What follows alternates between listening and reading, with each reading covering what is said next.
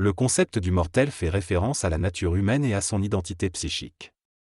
L'homme possède une entité psychique indépendante de sa matérialité, mais liée à celle-ci. La différence entre l'ego mortel et l'ego psychique réside dans la conscience que l'homme doit avoir de lui-même par rapport à cette réalité invisible et libre.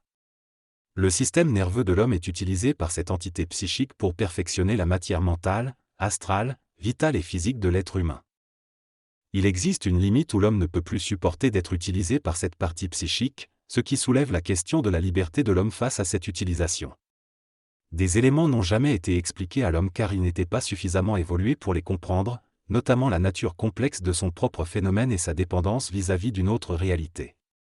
Si l'homme avait réalisé plus tôt sa réalité ultime, il aurait pu évoluer plus rapidement. Le plan mental est le pont entre l'invisibilité et la physicalité de la réalité de l'homme, qui permet à son système nerveux d'exprimer l'énergie de sa souffrance. L'entité psychique ne doit pas dépasser les limites de la conscience humaine pour exercer son pouvoir vibratoire. Il est donc nécessaire pour l'homme de diminuer toutes les formes d'illusion de sa mortalité afin de permettre ce raccordement entre l'entité psychique et l'ego. Cependant, le mortel ne peut empêcher entièrement cette entité psychique de dépasser ses limites, ce qui entraîne une brèche dans sa conscience. Ainsi, l'être humain doit prendre conscience de l'importance de sa vie matérielle et psychologique afin de contrôler le pouvoir de l'ego psychique. L'être humain est souvent incapable de se ressaisir et de donner une importance psychologique à sa vie, en raison de l'emprise des forces de l'ego psychique.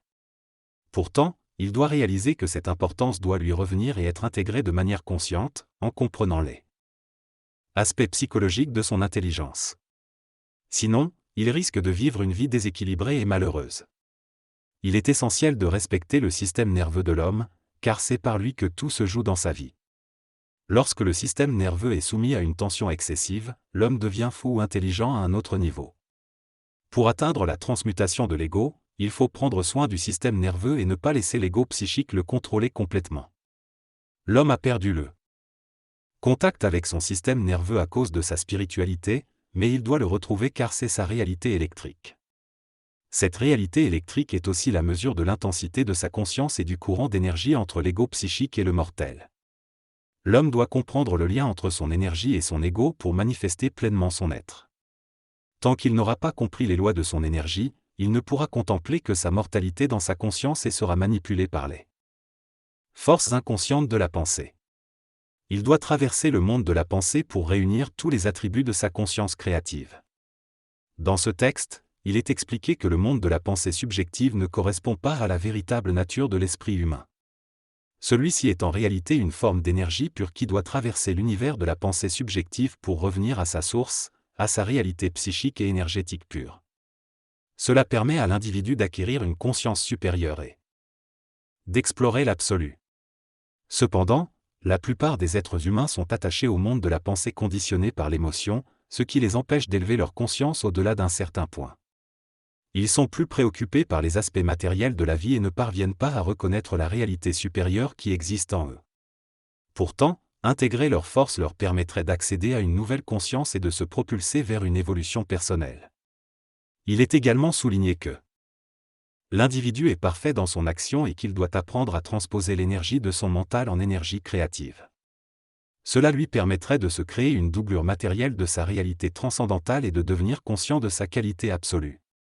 Dans cette synthèse, il est expliqué que l'être humain doit être capable de contrôler les événements de sa vie planétaire afin de rendre sa conscience mentale intelligente et créative. Le contrôle des événements de la vie fait partie de la descente de la pensée supramentale sur Terre. Tant que l'homme ne pourra pas contrôler ces événements, il restera une créature mortelle dont la conscience est sujette à la discontinuité. Pour évoluer, l'homme doit explorer les domaines internes de sa conscience mentale et comprendre l'aspect électrique de son pouvoir. Il doit être capable de créer extrasensoriellement sans le support de sa mémoire, ce qui permettra de bénéficier de sa mortalité et d'accéder éventuellement à l'immortalité. Penser extrasensoriellement créé possède le pouvoir de sa volonté et est régi par l'éther mental de l'immortel. Ce n'est pas aux philosophes ou aux penseurs cartésiens d'altérer la conscience créative et électrique du psychisme humain, mais à l'énergie elle-même.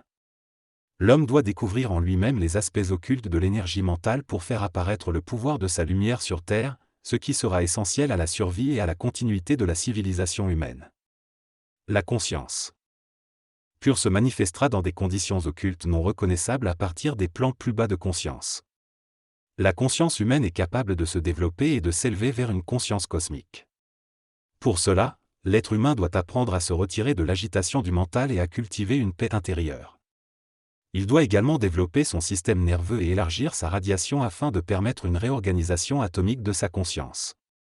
Cette transformation lui permettra de transmuter son énergie interne et de concentrer cette énergie sur le plan mental, où il pourra agir avec puissance et intelligence. Le plan mental est lié à des capacités extrasensorielles qui permettront de puiser dans les forces de l'atome et de les transposer en une autre forme d'énergie, appelée éther. Ces nouvelles forces auront un impact sur la Terre et inspireront une nouvelle évolution au sein de la masse humaine. Le mortel de demain sera plus conscient de l'espace-temps et pourra éliminer la mémoire humaine qui ne lui est plus utile. Cette élévation de conscience permettra aussi d'être en harmonie avec les forces cosmiques présentes sur Terre. La conscience est la capacité créative qui se manifeste sur le plan matériel à travers les centres d'énergie de l'être humain. L'être humain doit apprendre à se connaître lui-même et se libérer de l'emprise de son esprit pour pouvoir conquérir la Terre et contribuer à son évolution.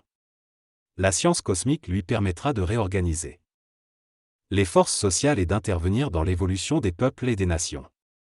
Cependant, cette science ne peut être accessible que si l'être humain prend conscience qu'il n'est pas seul dans l'univers et que la réalité dépasse le plan matériel physique. Le texte évoque l'existence de multiples espaces-temps représentant différentes échelles d'évolution pour des êtres intelligents. Il souligne également que tant que l'homme ne comprendra pas sa nature réelle et ne sera pas en accord avec son passé, il ne pourra pas accéder à l'avenir.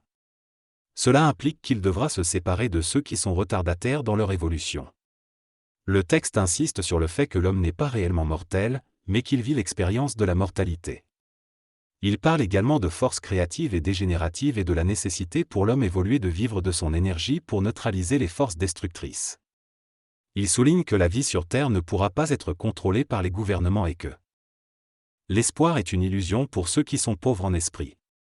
L'homme évolué prendra conscience de ses pouvoirs internes et différenciera sa personnalité planétaire de sa personnalité réelle.